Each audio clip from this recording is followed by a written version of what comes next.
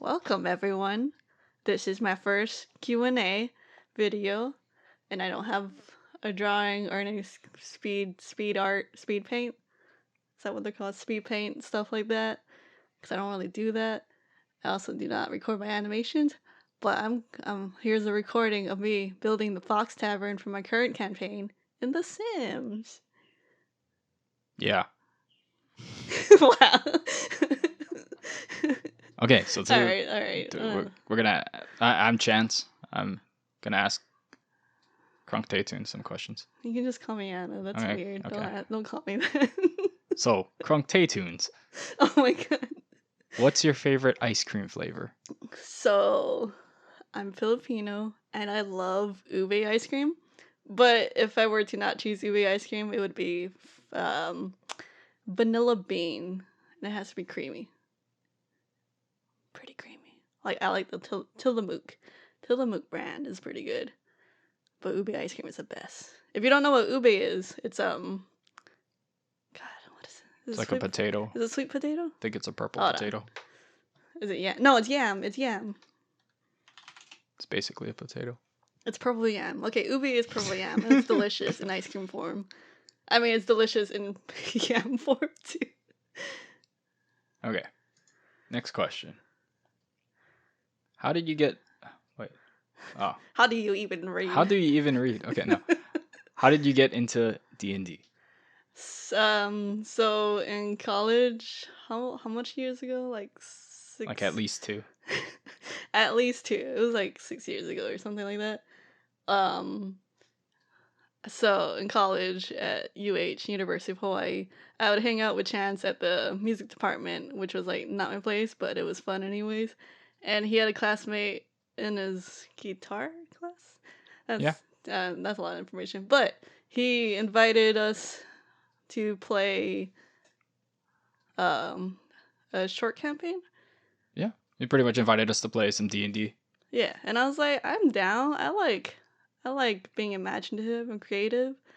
Yeah, and it was pretty fun. Yeah. So that's basically how it started. So yeah, we just started like that. Yeah, I started as a player, and obviously, like like some other new people, you want to make the cool characters. I made a cool character who died. Yes, yeah, we all died. I died as well. I had 2 characters that died. Okay. Have you ever done a character creation? You're reading the wrong one. What? The 3rd one. Oh, I skipped one. Okay. You scooped one. What is your favorite D&D supplement? Supplement, like book or like item, online, like magical item, or like vitamins. Vitamins. No. Let's see. My favorite supplement. Maybe what it's saying is like what type of like books other than the like dice themselves. I guess right now. Like that one. Oh, like right now? Yeah, I got the Saltmarsh book. That's pretty cool since you guys are doing this pirate campaign I'm putting you guys in, and I know absolutely nothing about boats. Yeah, so that book is pretty helpful as far as right boats now, are concerned. Yeah. I'm still like and making up things like your guys' boat skills and stuff because I don't know, I gotta read that book still. Yeah, but it has naval 2 combat pages. and stuff. So what book is that? Ghosts of Saltmarsh, and it's super cool. It gives you like all these different settings and stuff, and pre-made locations, and there's also like random tables that help you build events and locations and stuff like island expeditions. Yeah. Have you ever done a character creation session at the beginning of a campaign?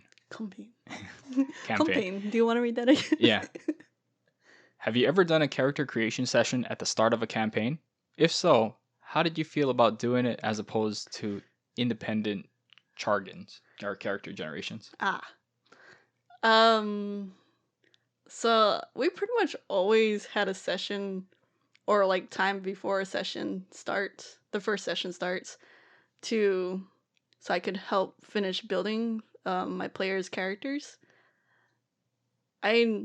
So the first time we played the campaign that I ran, it was called Krulik of the Damned. Um, whenever I could meet up with someone, just because everyone had like busy schedules, I would help them make their characters or even talk to them online. Um, and then like session 0 or 1, I think, yeah, session 0, we would get together and then I would help finish up their characters and watch their roles and stuff. But since then, like the next couple campaigns after, I kind of just let them, my players, because they've always kind of been the same people, I let them decide some of the stuff on their own, but I would still do the roles with them. Think this current one right now, I let all you guys kind of do everything on your own because it's just 3 of you and you guys have been like in my campaigns since the beginning. Yep. So like yeah, I kind of do both. Yeah. Yeah. I feel like you have to do both just to review. Yeah. So pretty much, yeah, we've all had the freedom to kind of make our characters. I think there's only maybe one session where you had some pre-made character. Oh yeah, that was the one shot that we did at camp, and yeah, I was too lazy to make it myself, so I just got that random character generator online and, you know, input whatever I needed. Yeah, so pretty much all of ours are the player creates the character, which is nice. Yeah, I trust you guys. You guys are pretty good about it. Okay, next question. What's your view on classes or races being prescriptive versus descriptive? Should classes define character personalities, or should it be the other way around? Same for races. Gosh. So I put this in the middle because it's kind of a hard question. Like, number one, I already trust my players enough to not be so out of whack when they choose their characters. And, like, when they choose their characters, they're usually, like, on it. Like, because you guys have, like, an idea that, oh, I want to be, like, a bard or I want to be a paladin and I'm going to play that specific role. Like, I don't know, it's hard because I don't have a problem with you guys usually. Because I know some DMs do have a problem with it, like players that are out of control. But specifically, my view on it, I feel like I like the freedom. So, you know, as long as you're not trying to be something like else while being this other character and it doesn't make sense, then that's a no bueno. Yeah, I think with 5e it's pretty nice because I guess you can do whatever you want as far as classes and races are concerned. Yeah. Like you can be the orc mage and you can be the intelligent orc, or you can be a really dumb, whatever elf. Yeah, like I like things that freedom. Yeah. So I think in the past I think that might have been a little bit harder to do, but now it's definitely you can do whatever and it's nice. It's nice. You don't have to, you're not kind of like restricted to what your race is or your class is. Yeah. But at the same time, doing things like that, we kind of go off of the roles that we roll for ourselves at the beginning, which is nice. Yeah. And I just I just have that number one rule ever since our first time playing D&D, because with Shaggy, he had the biggest rule, which is no one can be evil, and like I like that rule, so I kept that going throughout our whole all of our campaigns. Mm-hmm. Yeah, for the most part, because that can like derail a campaign really quickly if you have, few members. Yeah, being really I guess evil. like the DM would lose so much control that it just goes crazy. Derails. And it's like people are just constantly getting murdered, and it's like I'm not having fun anymore. Yeah. I mean, yeah. Okay, next one. How often do you use homebrew content in your campaigns? All the time. A lot of things are homebrew. Sometimes like I'll pull monsters from the book and just adjust it a little bit to be like a specific monster in this area because it's so different. Like in this current campaign, the Dark Forest, there's all these creatures that are in there, like the shadow or the darkness, the cat feline thing. I kind of based it around the God, what is that? When we fought with tentacles, the cat. Displacer beast. Displacer beast, yeah. Like I kind of thought about that because it's very feline and creepy and dark and stuff. Um, if I can't really think of anything, I look at what other people have thought of, like, in Reddit or somewhere on the internet for random homebrew stuff. Yeah. Yeah. And even like videos and things.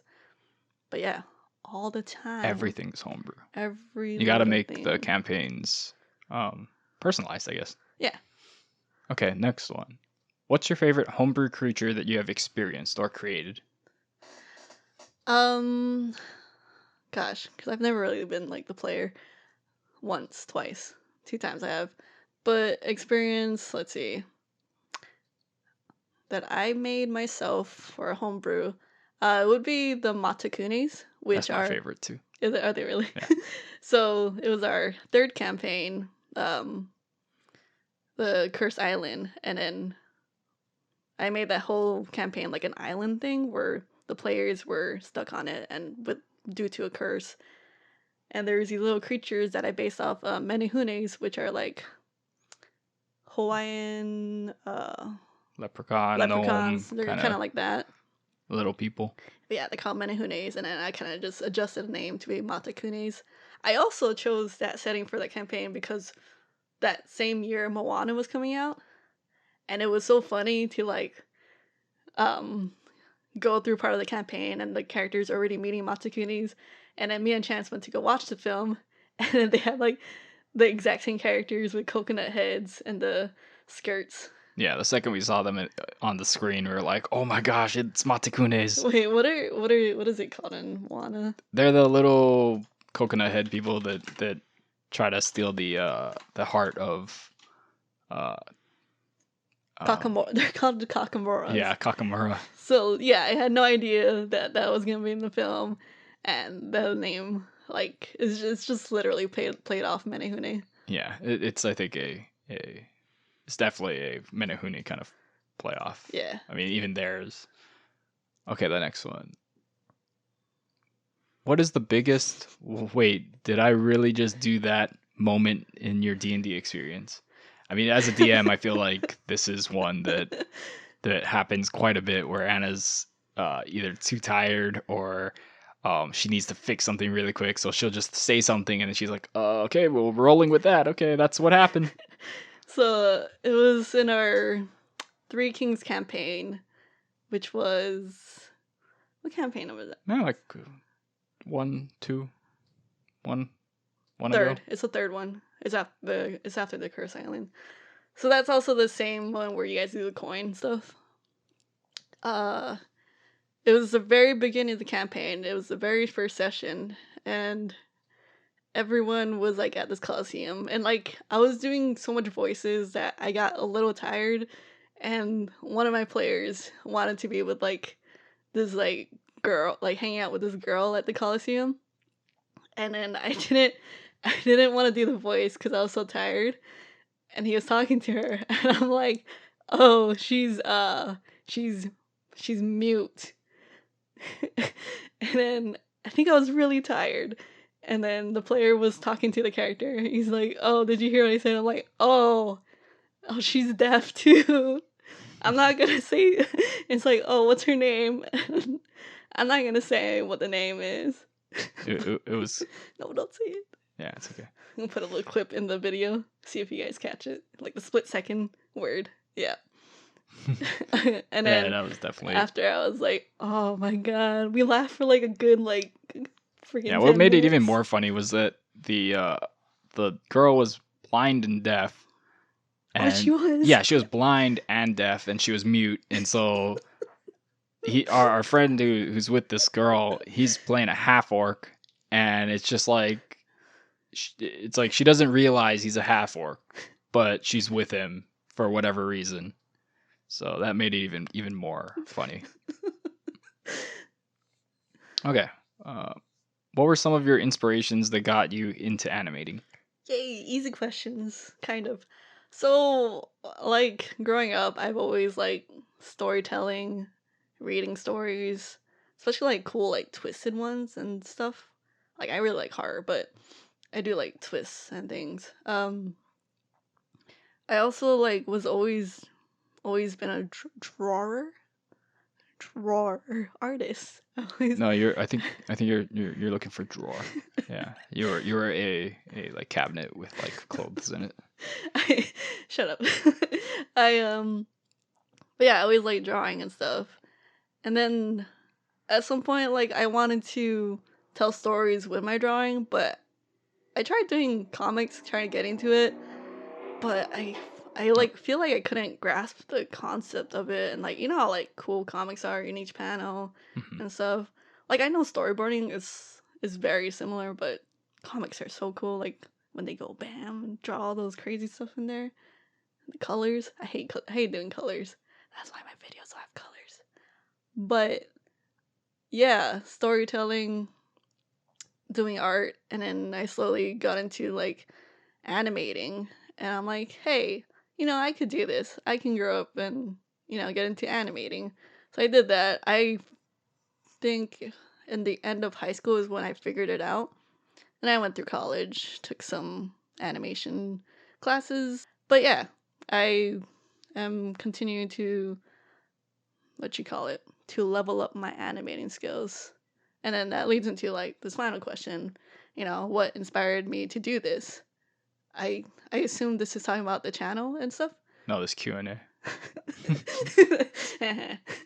um yeah, I wanted to tell the stories from our campaign because they're ridiculous like many others, and because I could do like the animating stuff. I wanted to like have this channel to show it, to tell these stories, to even like improve my skills mainly. Like a lot of this is just for my own personal portfolio and like now for like everyone's enjoyment. And thank you guys for like enjoying these stuff. It's really cool. What like if you were also asking what inspired me to like do D&D and my homebrews and stuff, is just because like of the freedom and the imagination and randomness that can happen while playing it. Like I love it. Like it's storytelling, but it's like for my campaigns, I have like points that the players will hit in the story, like events. But within each of those are random events that I have listed down. And I don't plan specifically, or I guess I kind of do, but I have like one sentence of what those events are, and then you guys kind of do whatever you want, and I just roll along with it. Like that's so cool, just to have that happen. It's like role playing, yay! Role playing is crazy. Yeah, and it's yeah. Then those moments where that kind of communicative like storytelling happens. That's what makes it special. I think that's what makes it worth it. At least for me too. Is there are those moments where like we see a character or like we are the character that meets this person that's blind and deaf, and it's like Why you gotta bring that one cuz that's the one that just we're just talking about it. So, it's like wow, it's pretty ridiculous. And then how is that interpreted or how is that incorporated into the story, and how do we take advantage of that, that that element and things like that. It's always fun. Yeah, going back to that, how often do I use homebrew content in my campaign? A lot of my homebrew content are derived from things I like and stuff. Like, Like blind and deaf people. No. no, stop saying that. The right now in this campaign, your character Sassoon, that lady in the oh gosh, Math. I'll get to that. No, the lady, your godmother, the lady in the red Oh, suit. Moira. Yeah, so like how I derived that from you liking what is Dresden. Mhm. You liking Dresden so much, and then she's actually like one of my favorite characters in that book, the Dresden's godmother. like super creepy but cool. Yeah, if you haven't read Really. Dresden Files, it's a really good book. Should Audible. read it. On Audible. On Audible. Yeah. But yeah, it's those, like, we do D&D because it's because of those moments, and it's fun. Yeah, and I want to take those things that I like and I want to put us in those moments too, making those moments. All right. Yeah. I don't know enough vocabulary. Anyway, thank you. It's been a good interview. You got the job. Like a boss. So yeah, that was a Q&A. We'll do one of these later again. I totally do this. Thank you everyone for subscribing. I've reached how much now? A couple 100,000, right? No. No. I think like 600 something right now. But yeah, thank you all for, liking my stuff. It's so cool. But yeah, I'll keep that up. Hopefully I will get faster at some point. As for the session recordings, that has slowed down because I've messed up the last recording, and then it just got to a point where it was too much work. So I don't know if I'll be continuing to upload those. Yeah, and I won't have a video up in a while again because, but I'll be in Hawaii. Yeah, we're going on a trip. Going back home. Going to visit home. All right, guys. Thanks for watching. Goodbye.